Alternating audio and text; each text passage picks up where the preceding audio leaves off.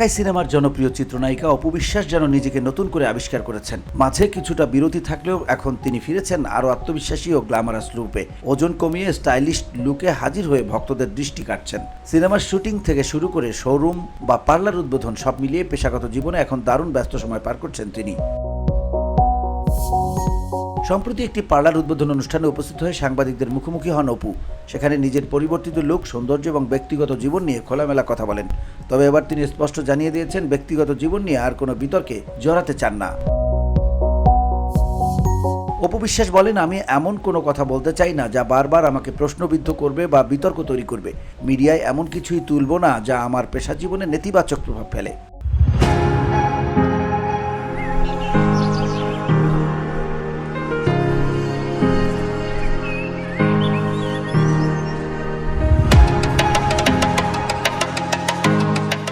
নিজের এই আমূল পরিবর্তন ও সৌন্দর্যের রহস্য নিয়ে হাসি মুখে নায়িকা বলেন, আমি মনে করি মানুষ ভালোবাসা পেলে আরো সুন্দর হয়। আমি আমার ভক্ত আর ভালোবাসার মানুষদের ভালোবাসা পেয়ে সুন্দর হয়েছি।